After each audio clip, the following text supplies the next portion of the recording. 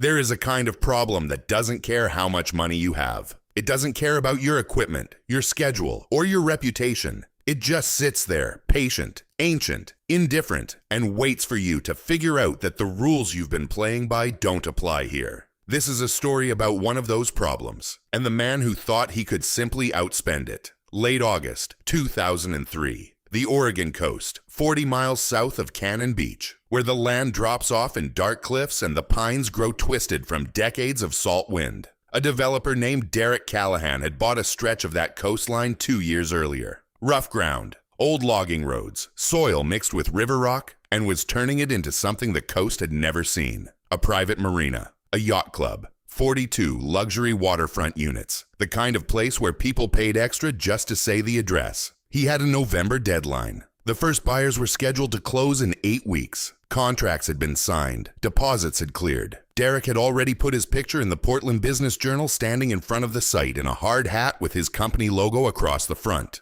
arms crossed, grinning like a man who had never once been surprised by anything. Then his crew hit the stump. It was sitting dead center of the main access road, the only road wide enough to bring in the paving crew, the landscaping rigs, and the delivery trucks for the yacht club's foundation work. Without clearing that road, nothing moved. Without moving, the project didn't finish. Without finishing, 42 buyers started calling their lawyers. The stump was Douglas fir, the kind that grows on the Oregon coast the way iron grows in the ground, slowly, densely, without apology. This one had been there somewhere close to 300 years. The base was 11 feet across. The root system had pushed through coastal rock and spread in every direction like fingers gripping the edge of a table. Whoever had felled the tree decades earlier had left the stump behind, probably because even then, no one wanted the argument. Derek Callahan wanted the argument. He showed up that first morning in a black Range Rover with tinted windows, stepped out in pressed work pants and his branded hard hat, and looked at the stump the way a man looks at something he has already decided to defeat. He pointed at it once and told his site manager, a careful, quiet man named Phil Hauser, to get it out by end of day. Phil had been in site work for 22 years. He looked at the stump, looked at Derek, and said he'd do his best. The excavator they brought in was a brand new Komatsu. $380,000 of yellow steel, bucket teeth sharp, hydraulic arms capable of lifting 40,000 pounds in a single movement. The operator, a skilled man named Gary who had cleared dozens of stumps on coastal jobs, started by cutting the visible surface roots with a chainsaw, digging a trench around the perimeter, and then setting the bucket against the base at an angle designed to pry upward. The machine strained. The ground shuddered. The stump did not move. Gary adjusted the angle, tried from the north side, tried from the south, buried the bucket beneath the root crown and pushed up with everything the machine had. By midday, the excavator had blown 2 hydraulic seals and was leaking fluid into the trench. The stump had moved, by Phil's estimation, about 2 inches to the left and then settled back. Derek made a phone call. By 3 in the afternoon, a second excavator arrived on a flatbed. Same model, same specs. The plan was simple. One machine would pull from the front with chains wrapped around the base, and the second would push from behind. Twice the force, twice the pressure. They tried it for 4 days.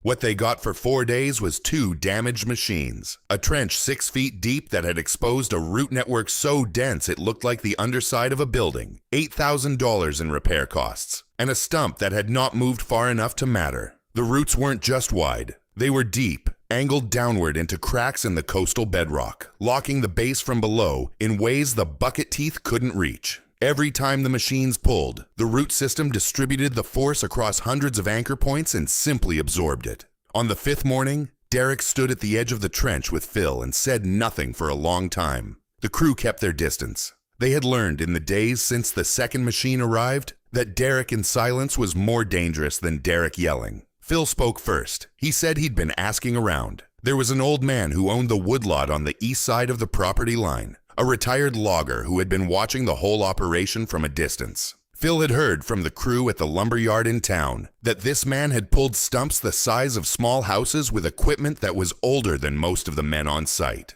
Derek looked up. He asked Phil how old the equipment was. Phil told him. Derek made a sound that wasn't quite a laugh. He asked Phil how old the man was. Phil told him that too. Derek looked back at the stump. 8 weeks left. 2 damaged machines, a root system that had outlasted everyone who had ever tried to beat it. He told Phil to make the call. The next morning, just after 7, the crew heard it before they saw it. A low, steady diesel knock coming up the old logging road from the east, unhurried, like something that had all the time in the world. And that sound was the beginning of the end of Derek Callahan's certainty about how the world worked.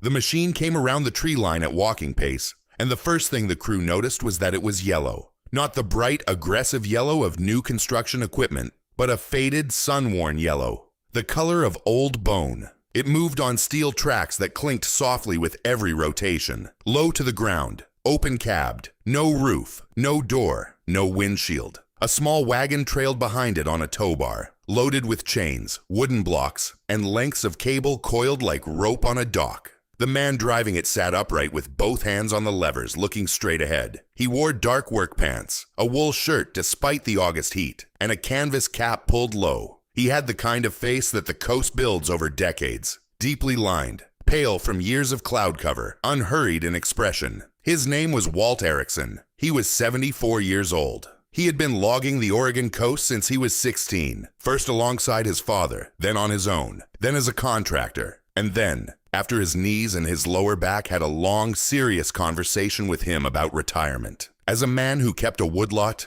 raised some cattle, and watched the valley from the porch of a house his grandfather had built, he did not look at the crew when he pulled up. He did not look at Derek. He set the crawler's brake, climbed down slowly from the operator's platform, and walked directly to the stump. Derek had been standing by the Range Rover, coffee in hand. He watched Walt cross the site without acknowledging anyone, and turned to Phil with an expression that was equal parts amusement and contempt. He said it loud enough for the nearest men to hear. Something about sending for an antique when the machines had failed. Something about hoping the old man hadn't forgotten his nap.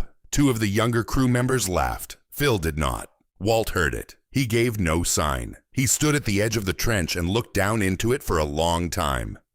Then he crouched, slowly, one knee at a time, and reached into the exposed root mass with both hands, gripping different roots the way a doctor presses on a body to find where it hurts. He stood back up. He walked the circumference of the trench, stopping 4 times, pressing the heel of his boot against the soil, testing resistance. He produced a steel rod from the wagon, about 4 feet long, sharpened at one end, and pushed it into the ground at intervals around the outer ring of the root system, pulling it back out and reading the depth and angle of resistance each time. He did all of this without speaking. The crew had gone quiet. There was something in the way the old man moved, not fast, not slow, but with a settled, deliberate attention that made conversation feel like an interruption. Even Derek had stopped talking. After 20 minutes of this, Walt walked back toward Derek. He stopped a few feet away, looked at him evenly, and explained what had gone wrong. He said it plainly, without drama. The hydraulic machines, he said, attack in straight lines. They generate force in a single direction and apply it in bursts. Push, hold, release, push again. That works on young stumps, shallow stumps, stumps in soft ground. But a Douglas fir of this age, in this soil, doesn't have a single taproot you can target. It has hundreds of anchor points, lateral roots that have grown into rock fractures over centuries, each one independent, each one capable of absorbing a share of any force applied to the whole. When you hit the stump with a machine, you are, in effect, pulling against every single one of those roots simultaneously. They don't all fail at once. They share the load, so nothing breaks. Derek asked in a tone that was trying to stay patient what the alternative was. Walt said the alternative was to stop treating the stump as a single object and start treating it as a system. You don't beat a system with force. You dismantle it, one piece at a time, in the right order, from the weakest points outward. The technique used a rigged system of chains and pulleys, each one angled to isolate and stress a specific cluster of roots. You pulled each cluster individually, at the angle that gave you the best mechanical advantage, and you worked your way inward. By the time you reached the central mass, you had already removed most of what was holding it. Then you pulled the whole thing, and it came. He said his father had taught it to him in a logging camp in 1947. Derek looked at the crawler, then at Walt, then at the stump. He said, with the careful politeness of a man who does not believe what he is hearing but has run out of other options, that Walt was welcome to try. Walt nodded once as if this was all the agreement required and walked back to the wagon. What happened next stopped being about the stump within the first hour. It became, for every man on that site who was paying attention, a lesson in the difference between effort and understanding. Derek had applied effort, enormous, expensive, well-equipped effort, for 5 days. Walt was doing something different. He was reading. He was thinking. He was choosing. He laid out his chains in the grass beside the trench and studied them for several minutes before selecting the first one. He rigged the initial pulley block to a length of exposed root on the northwest side. Not the thickest root, not the most obvious one, but a specific one he had identified with the steel rod, one that ran shallow and had lost its deepest anchor to the rock below. He ran the chain back to the crawler at a shallow angle, set a wooden block as a redirect point, and for the first time started the engine. The old machine's engine was loud in the morning air, a hard, steady diesel knock that bounced off the tree line. Derek crossed his arms. Some of the crew exchanged glances. Walt engaged the drive and the chain went taut. He did not gun the engine. He increased the load slowly, steadily, and held it. For 30 seconds, nothing visible happened. Then the ground around that single root cluster cracked in a thin line, and a low, tearing sound, deep, dense, the sound of something giving up its grip on the earth, rolled out of the trench. The root cluster came free. Walt shut the machine down, climbed out, moved the chain to the next point, and started again. Derek did not go back to the Range Rover. He stood at the edge of the trench, arms still crossed, watching. And with each root cluster Walt pulled free, patient, precise, one at a time, Derek's expression shifted, degree by degree, from skepticism into something he hadn't worn on a job site in a long time. He was watching a man who understood the problem, and Derek was beginning to understand that he never had. By noon, Walt had pulled 11 root clusters free. Each one had come out the same way, slowly, deliberately, with that low, tearing sound that the crew had stopped flinching at and started listening for. There was a rhythm to it now, the chain going taut, the held pressure, the crack in the soil, the sound, the release. Walt climbing down, repositioning, climbing back up. The old crawler's engine knocking steadily through the coastal air. The stump had not moved yet, not visibly, but the trench around it had changed. Where the root mass had been a solid wall of interlocked wood and rock-bound fiber, there were now gaps, dark spaces where the earth had given back what it had been holding for 3 centuries. The stump was beginning to look for the first time like something that could be reasoned with. Derek had not left the edge of the trench. Phil had brought him coffee an hour ago, and he had drunk it without noticing. 2 of the younger crew members had drifted over and were now sitting on the pile of excavated soil, watching Walt work the way you watch something you know you will describe to people later. Gary, the excavator operator whose machines were still parked at the far end of the site with their hydraulic lines capped and their booms lowered, stood with his hands in his pockets and said nothing. He had been doing this work for 20 years. He was learning something. Walt worked without commentary. He did not explain each move as he made it. He did not look up to check whether anyone was watching or impressed. His attention was entirely on the stump, on the specific point he was attacking, on the angle of the chain, on the sound the engine made under load, on the way the ground responded to each pull. He was reading the stump the same way he had read it that morning with the steel rod, except now the reading and the work were happening at the same time, each pull giving him new information about what came next. At 1:30 in the afternoon, Walt stopped. He climbed down from the crawler and stood at the north edge of the trench, looking at the root mass for a long time. Then he crouched, reached in, and wrapped both hands around a root the diameter of a man's forearm. He pushed it sideways. It moved. He stood up, walked to the wagon, and selected a heavier chain. Thicker links, longer length, a different grade of steel. He also picked up a second pulley block, one he hadn't used yet, and spent 15 minutes rigging a compound arrangement that redirected the pull through 2 anchor points before it reached the crawler. The angle it created was shallow, almost flat to the ground, aimed at the dead center of the root crown. Phil walked over and asked quietly what he was setting up. Walt said he was setting up the last pull. He said the outer roots had been holding the central mass in place from the sides. Now that they were gone, the central mass was only anchored from below. 3 main taproots, deep, running down into a rock fracture directly beneath the base.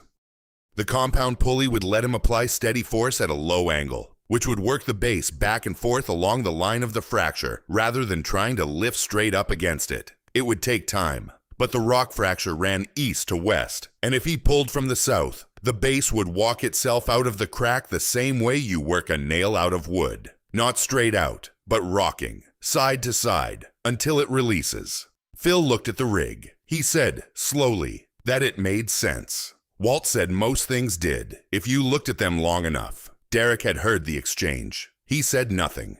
Walt started the crawler for the last time. The heavy chain ran from the base of the stump through the first pulley block, redirected through the second, and back to the tow hitch at the rear of the machine. When the chain went taut this time, the sound was different. Lower, tighter, a deep metallic tension that you felt in your chest before you heard it with your ears. Walt increased the load. The engine note dropped and steadied. For 2 minutes, nothing moved. The chain was rigid as a bar. The ground around the base showed no new cracks. The stump sat, as it had sat for decades after the tree above it was taken. Solid, rooted, permanent. Then, just at the limit of what was visible, the stump rocked. Not much, a fraction of an inch. But every man watching had been staring at that stump for the better part of a week. And they all saw it. Someone said something under their breath. Someone else took a step forward. Derek's arms came uncrossed. Walt held the pressure. Did not increase it. Did not back off. Just held it, steady, at the same load. Letting the force work into the fracture the way water works into a crack. Not breaking it open, but finding what was already loose. The stump rocked again. Further this time. Then back. Then further. The tearing sound started again, but deeper now, coming from below ground level. The sound of roots that had never seen daylight pulling free of rock they had grown into before anyone alive had been born. It was not a clean sound. It was a grinding, wrenching, reluctant sound. The sound of something ancient finally losing an argument it had won 1,000 times before. Walt increased the load by a single degree. The stump tilted to the south, and this time it did not rock back. It held its new angle, leaning, the base lifting on the north side and showing a rim of dark root-packed earth that had never been exposed to air. The crack in the ground widened. Walt increased the load again, and the crawler's tracks bit into the soil and the engine dug down to its lowest note, and the chain sang with tension. And then, the sound was enormous. A deep concussive tear, like something structural giving way, followed immediately by the rush and crash of 300 years of root and rock and packed earth coming up out of the ground in a single mass. The stump came out whole, tilting first, then rolling to the south and dropping onto its side in the trench with an impact that shook the ground under every man's feet. The crew erupted, not politely, not professionally. They erupted the way men do when they have watched something impossible become possible. When a week of failed certainty collapses in a single second. Someone grabbed Gary by the shoulder. Someone else was laughing without knowing why. Phil let out a long breath and put both hands on top of his hard hat. Walt shut the engine down. The silence that followed was the loudest part. Walt climbed down from the crawler, walked to the edge of the trench and looked at the stump lying on its side. He looked at it the way you look at something you have finished. Not with triumph, but with a quiet, settled recognition. Then he walked to his wagon and began coiling the heavy chain, loop by loop, the way a man puts away a tool he takes care of. Derek stood at the crater's edge. The stump that had stopped two $380,000 machines for 5 days was lying in the dirt 6 feet below him, its taproots pointing at the sky, still wrapped in rock it had carried up from the fracture below. He looked at it for a long time. Then he walked over to where Walt was coiling chain and stood there until Walt looked up. Derek asked him how it was possible. Walt set down the chain. He looked at the crawler, the faded yellow machine, 65 years old, small enough that the Komatsu could have lifted it with one arm, and then looked back at Derek. He said the machine hadn't done anything a newer machine couldn't do. The machine had just pulled. That was all it knew how to do, and that was all it needed to know. The problem was never about force. It was about patience and geometry. You had to understand what you were pulling against before you decided how to pull. He said his father had taught him. A strong man who pulls in the wrong direction loses to a weaker man who pulls in the right one. Every time. Derek nodded slowly. He reached into his jacket and started to speak about payment. Walt stopped him. He said he didn't want money. He said he wanted one thing, and he had been thinking about it since Phil had called 2 days ago. He said that before this land was a marina, before it was a development, before anyone had drawn a site plan or signed a contract, logging families had worked every acre of it for 100 years. They had built the roads Derek's crew was paving. They had cleared the ground his yacht club would sit on. They had left their labor in every board foot of timber that had come off that hillside. And when they were done, they had gone quietly, the way working people do, without a marker or a mention. Walt said he wanted a plaque at the marina entrance. Not large, just a sentence or two, acknowledging the families who had worked that land before it became something else. Derek looked at him for a long moment. Then he said yes. Walt nodded once, picked up the chain, and went back to coiling it. The crew was still celebrating behind them. The stump lay in the trench, defeated and enormous, its centuries over. And Walt Ericson moved through the noise of it quietly, putting his tools away, loop by loop, unhurried, the way a man moves when he has done exactly what he came to do and needs nothing from anyone for having done it. Derek finished the marina on schedule. The paving crew came in the week after the stump came out. The Yacht Club foundation was poured in September. The first buyers closed in early November, 2 weeks ahead of contract. Derek stood at the entrance on the day the gates opened and watched people walk past the plaque without reading it. The way people walk past most things that matter. And he felt something he could not quite name. Not guilt exactly, not pride exactly, but a sober awareness that the ground beneath the polished concrete had a history that the concrete knew nothing about. He read the plaque himself 3 times that day. It said, "In recognition of the logging families who worked this land for 100 years. Their labor made this ground ready. Their names deserve to be remembered." It was not large. Most people never noticed it. Derek noticed it every time. The change in him was not dramatic. It did not arrive all at once like a conversion. It came slowly, the way most real changes come, in small decisions, made quietly, that accumulate into something different over years. He put a photograph on the wall of his site office. Not a rendering of a future project, not a profile piece from a business magazine, but a black and white photograph Walt had given him 2 months after the marina opened. Walt's father, in a logging camp, sometime in the 1940s, standing beside a felled Douglas fir with a 2-man crosscut saw resting on his shoulder. The man in the photograph was looking directly at the camera with an expression that contained no performance whatsoever. Just a man who had done a day's work and was about to do another. Derek looked at that photograph before every project meeting for the next 8 years. He also started making calls that his younger self would have considered inefficient. When his crews hit problems that stalled them, old foundations, unusual soil conditions, structural puzzles that the textbooks and the software didn't account for, he started asking around for the oldest tradesmen in the county. Not always loggers, sometimes a retired millwright. Once a 91-year-old concrete finisher who had poured foundations on the coast since the 1950s and knew, from decades of watching them settle, exactly which ground could be trusted and which could not. These men were not always easy to find, and they were not always easy to work with. And Derek's project managers sometimes questioned the delay. Derek told them the delay was the point. Understanding the problem was not a detour from the work. It was the work. He told the stump story at every industry dinner he attended for the rest of his career. He did not tell it to be humble. He told it because it was true. And because the construction industry, in his experience, had a persistent and expensive habit of mistaking the size of its equipment for the depth of its understanding.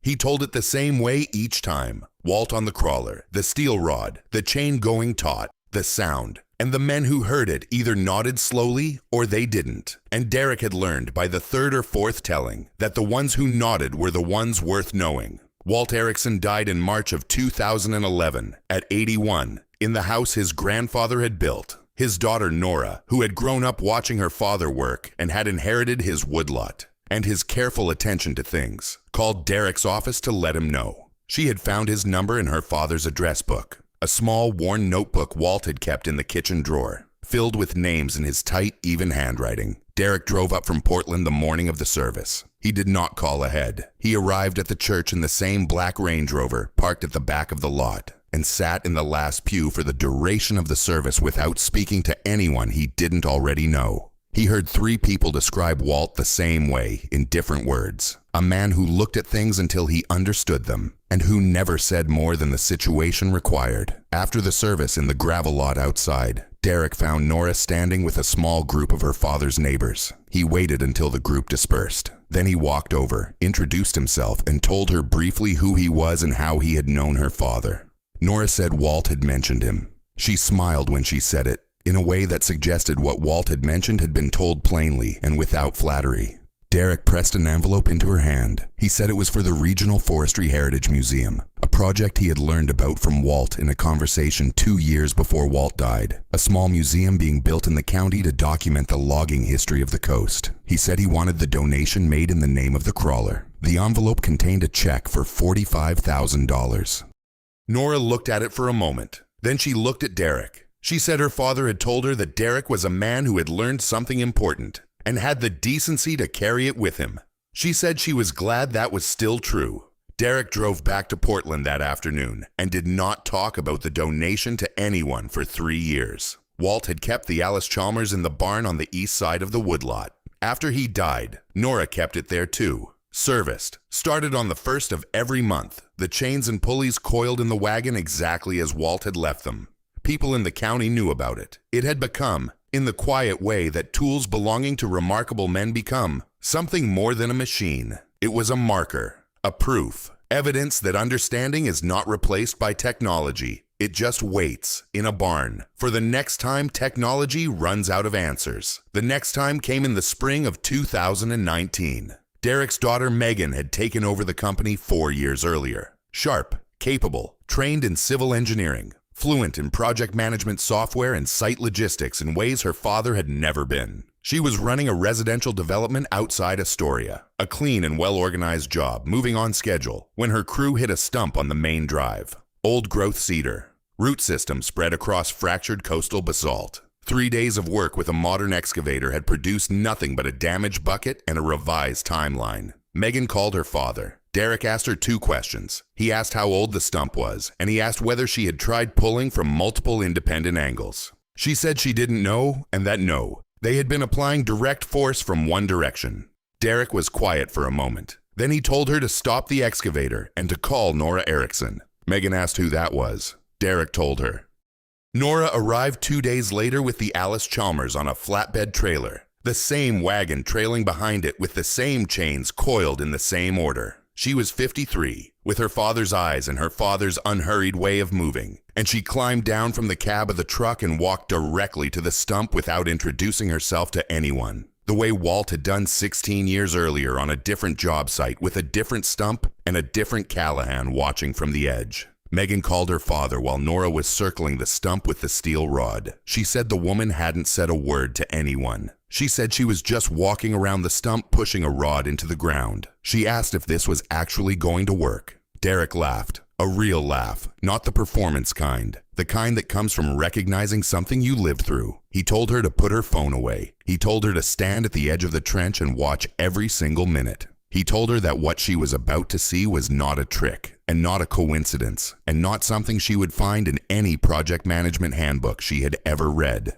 He told her she was about to learn what the ground knows that the software doesn't. Then he told her to call him after. Nora Ericson unloaded the crawler, started it on the 3rd pull of the cord, and went to work. The Alice Chalmers is still in the barn on the east side of the Ericson woodlot. Nora starts it on the 1st of every month, checks the oil, runs the engine up to temperature, lets it idle for 20 minutes in the open barn door with the coastal light coming in flat and gray across the faded yellow hood. The chains are coiled in the wagon behind it, the pulleys hung on the wall above the workbench, the steel rod standing upright in the corner where Walt left it. It has pulled stumps that broke modern equipment. It has outlasted the men who built it, the men who first ran it, and most of the trees it has moved. It does not hurry. It does not need to. It just pulls, patient, steady, and exactly as strong as it needs to be. And it waits for the next person who is finally ready to understand that some problems don't yield to force. They yield to knowledge. And knowledge, unlike equipment, does not depreciate.